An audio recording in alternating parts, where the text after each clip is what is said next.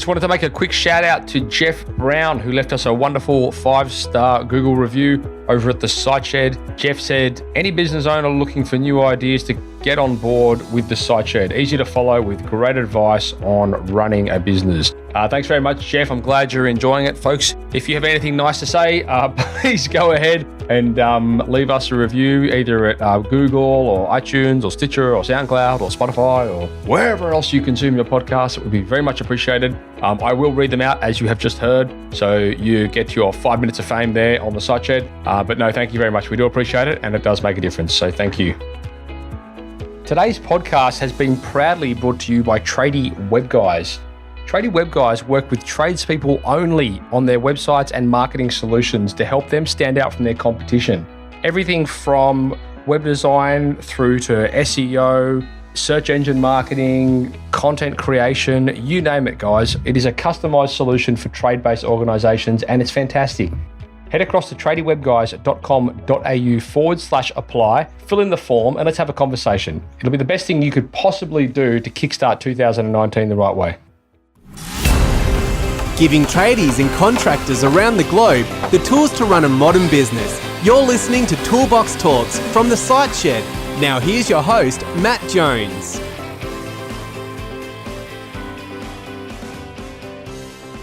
Hello, listeners, and welcome back to Toolbox Talks on the Site Shed podcast. My name is Matt Jones. I'm your host, and I'm joined today with my buddy Danny Kerr from BT Academy over in Canada. How are you, mate? Good, man. So we're here for the second part of the Scaling Your Business from $500K to $5 million series. This is episode 2. We're talking about structuring your company for maximum productivity, where in the first episode, we were talking about building your one-page strategic plan. Now, in that episode, if you haven't heard that, go check it out. What we're talking about in this episode will tie into it. And in the first episode, we were talking about setting smarty goals, setting the right goals for your business, so you've got things that you can actually follow that make it achievable, specific, measurable, attainable, relevant, time phrased, and like the reason why you're setting these goals. So that was a bit of a revelation. I know goals can be one of those things, if you don't have that framework to it, that I can't remember where I read this, and I'm paraphrasing, so I'll probably dick it up, but it's the difference between a goal and a wish is the strategy, or something like that. If you don't have a strategy behind your goal, then you may as well just wishing for something. So I think that's a pretty cool episode.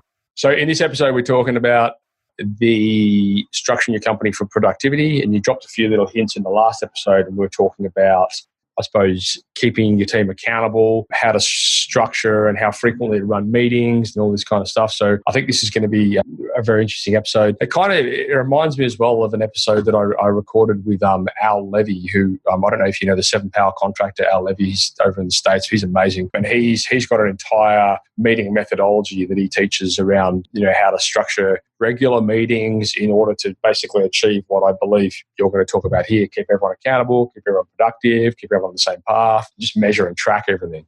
So yeah, I think that will be quite complimentary. I'll post links to all that stuff in the show notes. Likewise, Danny, for the listeners out there, guys, if you want to get hold of some of the amazing material that Danny's left behind, you can head across to the show notes for this episode and you can download those. Now, this is actually going to go, what Danny's leaving behind today is basically the one-page strategy with an example of what that might look like. So you can download the strategy, you can use it yourself, and then you can go and implement it based off the examples. You can see how that works. There's also a whole bunch of other resources on that page from the previous episodes and podcasts that Danny's done with us, and they're gold. So go and get hold of those. They'll all be on the same page. So you just head across to the show notes and you can get access to all that kind of stuff. So thank you for that, Danny. You got it. Okay, deep breath. All right. Now we're going into the second episode here. So we've spoken about the strategic plan. Now we want to make sure that we've got maximum productivity both with ourselves and with our team. Fire away.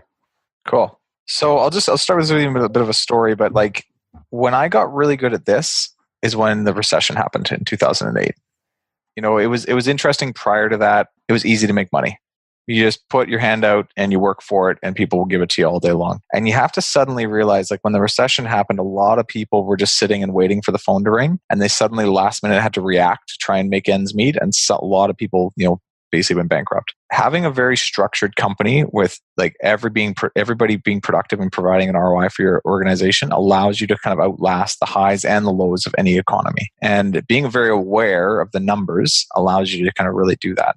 So one of the first components of like structuring a company for productivity is you as a business owner have to be intensely aware of your sales numbers, your production numbers, and your company financials.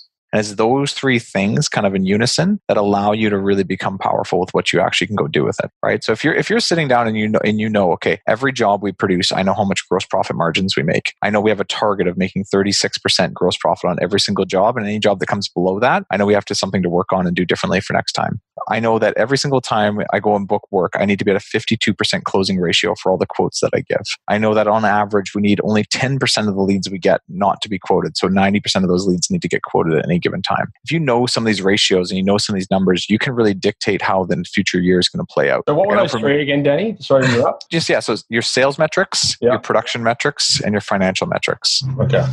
So financials, I want to know about revenue. I want to know about gross profit. I want to know about my variable expenses. I want to know about my overhead expenses, and I want to know about my net profit. Those are the numbers that I usually care the most about. When it comes to production, I usually care about how much I'm invoicing per week, and I usually care about how many hours we're producing per week and how many hours the guys are working per week. It's a bit different than producing because it's budgeted hours versus worked hours. And with those, I can see productivity out in the field and pace. I can see if we're pacing enough to produce the right number by the end of the year. And then with sales, I want to know my leads per week, my estimates per week, my jobs booked per week, and my dollars booked per week. And within those metrics, I want to know my slippage rate, so how many leads aren't getting quoted. I want to know my closing ratio, how many estimates are getting landed. And I want to know my average job size. All the revenue I've booked and all the jobs I've booked, what's the average size of jobs that I'm booking? With those numbers in front of you on a little dashboard, you can make a massive impact on your business.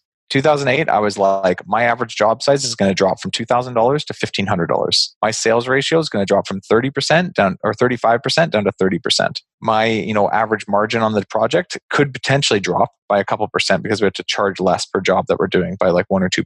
What's that going to do to my overhead and so on? And what I started to realize and see was on the sales side, I needed way more leads. About twice actually as many. And then I could go and figure out how much I needed to spend on my best lead generator, which was signs and door-to-door marketing. And I went and put more money into the budget. Yeah. We can get into that topic a whole other time if you want to. But we got 60% of our work from door to door. Wow. Yeah. So we got really good at being active marketers because I knew we had to, because I saw the recession coming and I was like, there's no way people are going to click on our ad and buy from us like they used to. We got to go to them. Right. And I put a lot of money into active marketing, took it away from passive marketing, and also shed a lot of like useless expenses so I could put more money into those areas because I realized off the metrics what had to happen a year ahead of time. So structuring your company for maximum productivity, it's a great topic to talk about, but it all starts with you as an owner taking the time to know your numbers. One of the things we're going to put in the show notes is a tracking form that will help you go from your sales to your production to your financials and see the whole thing on one dashboard. It's that Excel file that we gave out a year ago. I've got that. With that, it's actually in the folder there. So that's great. You guys want that? It's yours. Go get it. Yeah. So use that file we're going to give you. And essentially with that, you can really start to see where the productivity of the company can be focused on and how to make adjustments on it. So that's point one on the whole thing. And what that is, if you've ever heard of the term KPIs or what's called key performance indicators, those are your KPIs, those numbers and those metrics I was just speaking to. Yeah. And you visit those weekly? Weekly, every week. Yeah. So tell me about that weekly visitation. Sure. So yeah, I'll get into it. Actually, there's a bit of a process I want to go through talking about this, but what we do with our staff is once we've got those numbers kind of dialed in, we then every week do something called GS&R, stands for goal setting and review. And so every week I've got my sales team. So let's say my lead generators are in charge of generating 20 leads a week. We're doing goal setting review on how do they do? I got 18 leads that week. Okay, cool. So how do we get 22 next week to make up for the difference? We're focused on that one metric. My production team, the guy might be focused on producing $1 million for the year, and we produced $20,000 last week. It's like, great. So every week, if you're producing 20 grand and you have the guys working 200 hours, we're producing at the right rate. And that's why I'm helping them focus on that stuff. I might be focused just with my field staff, the painters themselves. Like, are you producing 40 hours a week or are you producing less than that? And everybody's got a number or metric that they're accountable for based on what based on what the whole company needs, but what they can have a direct impact on what they're doing their job. Weekly review on that one number for them. You can get creative with this too. Like I saw one company we used to work with was an appliance repair company, and they would send people out to go and fix appliances, basically, right? So they would have insurance contracts through LG and Samsung and all these key appliance companies, and they would pay for the first time for the guy to go diagnose the issue and fix the issue. But if he'd misdiagnosed the issue, then they would have to go back and fix it on the appliance repair company's bill, not on Samsung's bill. So the technicians had something called first time completes. That was the metric they were held against. And they had to maintain an 80% first time complete ratio to be eligible for bonuses, to be eligible for moving up in the company. And that was the measurement you were held against as a technician. And it was very reminiscent of your ability to do a good job. It was your KPI. And so are you tracking like these meetings? Are you basically opening up that spreadsheet and you're just tracking it off the spreadsheet? How'd you go on this one? Bang, bang, bang, bang, bang. Or are they entering it as they get them?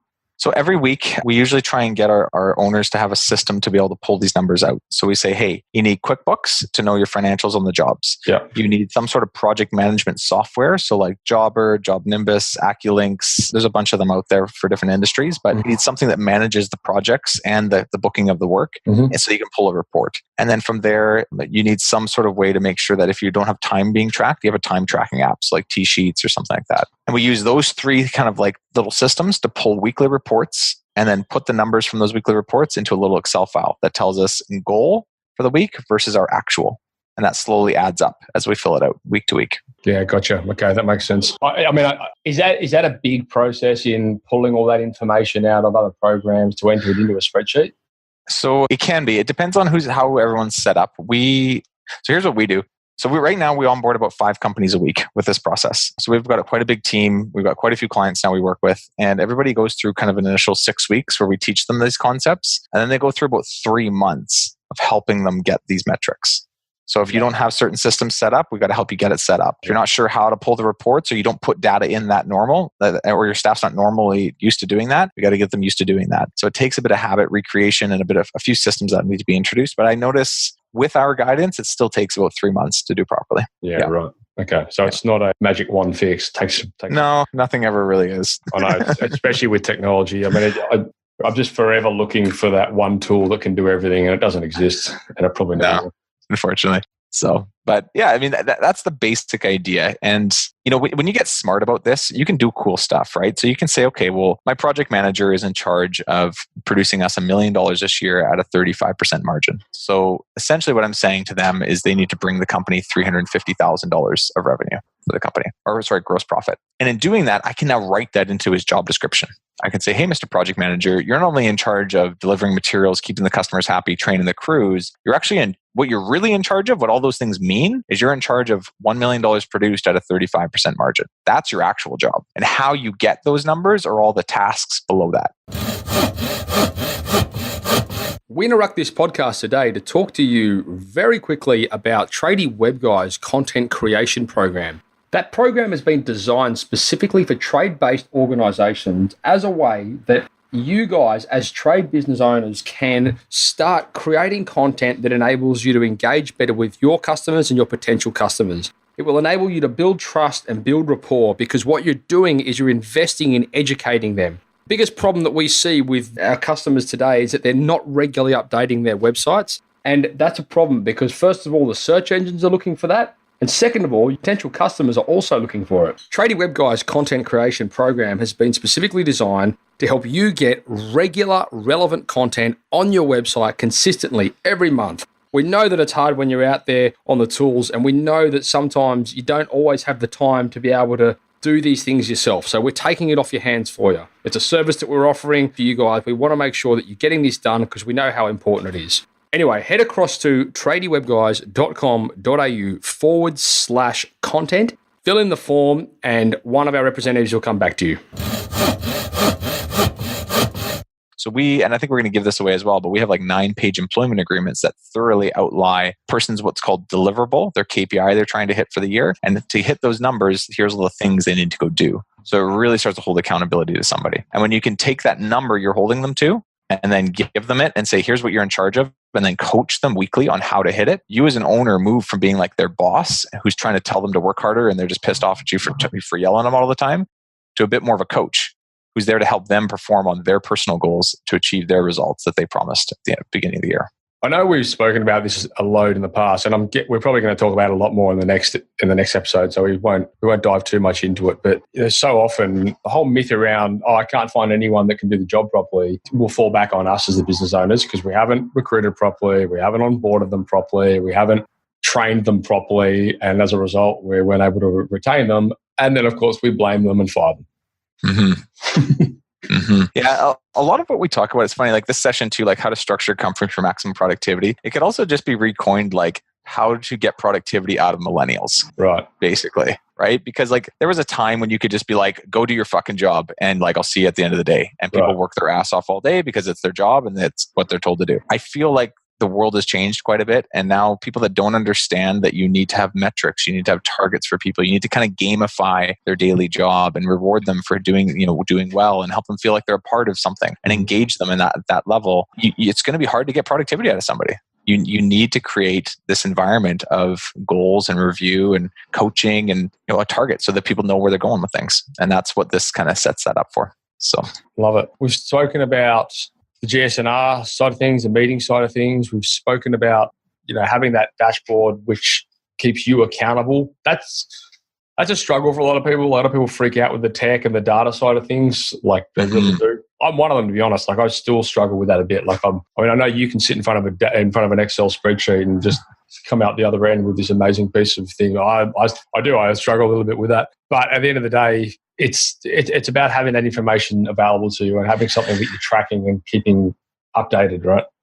Yeah. And here's the thing, like I suck at a lot of stuff. I am not the greatest guy at a lot of things in the business, but I have a team that helps me. Right. And here's the thing, so this whole talk is about how to go from $500K to $5 million as a business. And the key behind a lot of this is realizing your strengths as an owner and your weaknesses. Yeah. It doesn't change the components that have to be in there. Right. But you just have to make sure you put the right people then in the right place to help you get that data. Like I talked to most of our owners suck at this kind of stuff. You're not the only one, man. Like most entrepreneurs are not built to be data buffs and people that are highly like technical. Like they're out there producing work all day and working with guys and figuring out problems all day on the job site, not sitting in front of an Excel sheet. And that's pretty normal. Yeah. But when your business gets to $3 million and you don't have a way to go, where are we at versus where should we be, and holding people individually accountable to their roles, it gets messy. Yeah. And whether you're doing it or an assistant is bringing you the numbers at the end of the week, doesn't really matter. Just you need the numbers.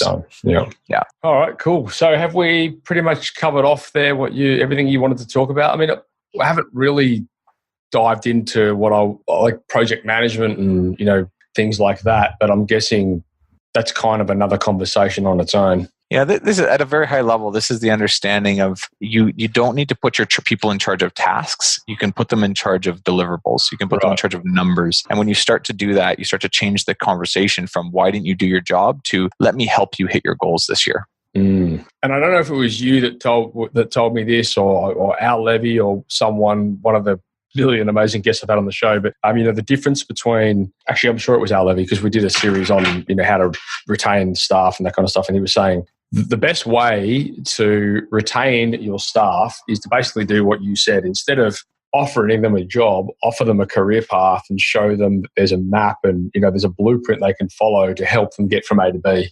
Yeah, I love to tie them into the success of the company. Like here's a cool bonus structure for a lot of you listening. If you've got a project manager and you're saying, hey, Mr. Project Manager, I would love you, let's use the same example. I'd love you to produce $1 million at 35% margin. So I would love you to bring to the company $350,000. I'm going to pay you a $60,000 base to go do that. Great. Well, what do I get if I do more than that? And this is where people always say, like, why bother working harder? I don't get paid anymore for it. Mm-hmm. You can start to introduce a cool bonus structure. One of the ones I like is called gross profit driver. So I can say to them, whether you deliver me more revenue or the same amount of revenue, but it's more profitable, I'm going to pay you 10% of all the revenue achieved over $350,000. So if you bring in $370,000, that extra 20 grand, that's a $2,000 bonus for you at the end of the year. And now you're tied into the success of the company, and it's limitless up until the end of the year anyways. Okay. So you can really start to, as a project manager, take more self-control of like, I'm going to do a bit more revenue, or I'm going to do a bit more revenue with a bit better margin, or I'm going to stay at this revenue, but I'm going to keep the margin, a little higher than what could be. And they can think now a little bit more like an owner does, with a bit more of a dynamic brain about the whole thing. Yeah, I love that. Yeah, that's awesome. And you could you do that for people in all areas of the business? Like a different sort of... Yeah. Yeah, like all the way down to the technicians. I mean, everyone's a little different, but we used to do piece rate with our painters, right? So I would say you have 100 hours to produce this job. And if you do it in 90 hours, you get paid all 100. If you do it in 110 hours, you still only get paid 100. Right. So you get to set your wage basically on your ability to be productive on these job sites. And it was an interesting way to just always hold everyone to a standard. And if they did better, they could make more. If they did worse, they got paid what they were worth. And it was my job to help people make money. That's all I was focused on. How can I make you more money? Because I'm helping you be more productive as a result. I suppose that then off the back of that, KPI, you've got to have another bunch of KPIs, which are like, well, obviously, if you get lots of callbacks, then you don't get the bonus. If you get... Yeah, so this is where the employment agreement comes in. And we've actually, like I said, we have some downloads for you guys. But like one of the parts of this was if there's a callback on your job site, you have to go fix it. And it's all a part of your running hours. So... Right. If you finish the job in 90 hours and you got paid the extra 10 and it's 3 weeks later, you're still going back for 3 hours to fix that job. You didn't get paid for it, but you did, right? Because it's all part of what we paid you for that project. So quality is absolutely a part of this. And here's a very interesting conversation we didn't get into today, but every single person that works for you needs to be either bonused or heavily, gauged on quality, volume, and profit, all three. Mm-hmm. And it's the combination of those three that really keep people in check. So when it's all about volume and not about anything else, profit and quality slip. If you're wanting to really produce really good product for your client and it's all about quality, revenue and profit usually tend to slip. And if it's all just about, the bottom line and making tons of money off of every project, revenue and quality tend to slip. Right. But having all three in check, they kind of hold each other in equilibrium. Yeah, interesting. And so that would be something that you would dictate in the job description? Yeah. You dictate the quality expected, you dictate the volume expected, and you'd also dictate the profit. Yeah, so I'd be Mr. Project Manager. I'll just add to this, but Mr. Project Manager, you need to do $1 million in revenue. There's your volume. You need to do it at a 35% quality or profit margin. So there's your profit. And you need to maintain a 4.6% Google rating out of 5 on all your projects. There's your quality. Right. Gotcha. So everyone can do it a little bit differently, but ultimately all employment agreements, if you can, should have some sort of quality, volume, and profit metric in there. And then that's the thing you'd address quarterly. You can address it quarterly. You can address it annually too, depending on how you do it. But ultimately, these are the numbers that they care about every week as they work towards their year-end goals. Right. But you're not going to, you might have 1 week where they get, 5-star reviews back to back, and then you might have next week where they're like, well, yeah, I know I got 2-star reviews. You don't want to freak out over it, right? Like, listen, that's fine. It'll balance out. But yeah, we used to use an interesting quality gauge called Net Promoter. I don't know if you've ever heard of this. It's essentially, you ask a customer, how would you rate us out of 10? And if they would rate you a 9 or a 10 out of 10, that meant they really liked you. That meant they're probably going to go out of their way to tell other people about you. So you get a point. You get a point for a 9 or a 10 out of 10. If they rate you an 8, you get a 0. So it's neutral. So you get nothing. And if you get a 7 or below, you get a negative point. And what we would do is say you interview 10 people and 8 of them give you a 9 out of 9 or 9 out of 10. 1 of them gives you an 8 and 1 of them gives you a 6. You now have a 7 out of 10 Net Promoter because you had 8 points, but you lost 1 and the other one was neutral. You have a 70% Net Promoter, which what that actually tells the company is 70% of the clients that you're working with are going out of their way to tell other people about us. That's what Net Promoter kind of means. So Apple uses it. A lot of big corporations use it. And it's a really simple way to see what's the buzz of our job sites. If a person's got a 20% Net Promoter, that means that 80% of the projects that they went and worked on, nobody really wanted to tell or gave negative reviews about you behind your back. The other 20% said positive. That's not good. So we always try to shoot for a 50% plus Net Promoter. Trying to have half, if not more, of those people really rave about us. Yeah, interesting. Cool, man. All right. Well, is that pretty much, does that wrap up that episode? That's good. Yeah. There's a lot of stuff in there. Okay. So that was episode 2. That was structuring your company for maximum productivity. It followed on from building your one page strategic plan. And it is all part of the scaling your business from $500,000 to $5 million series I'm conducting with Danny Kerr from BT Academy. Guys, head across to the show notes and you can get access to a whole bunch of amazing documents, tools, resources that Danny's left behind. He's adding to them again in this episode as well, in this series as well. So there's loads in there and they're absolutely fantastic. I think they're actually by far our most downloaded resources through the SiteShed resources page. So that should give you some indication of their value. We're going to come back in the next episode and we're going to be talking about how to generate rockstar employee applications. I know a lot of you guys are struggling out there with staff. It's a conversation we have almost daily in our community. So I'm sure you're going to get a lot of value out of that. Danny, thank you for your time. Look forward to chatting to you in the next episode. You got it, Matt. Thank you for listening to another episode of Toolbox Talks. If you're liking what you hear, then you can head across to the siteshed.com where you can join our community by signing up to our Toolbox Talks. You'll get sent a weekly notification, which is basically a highlight of everything that we've spoken about during that week, along with any other industry news that may be relevant or specific to the trades. If you're enjoying the show, you can head across to iTunes, Stitcher, or SoundCloud, where you can leave us a review. That would be fantastic, and all the reviews get read out in the show. Likewise, if you have any friends or colleagues that you think would benefit from the show and the episodes that we create, then please go ahead and share it with them.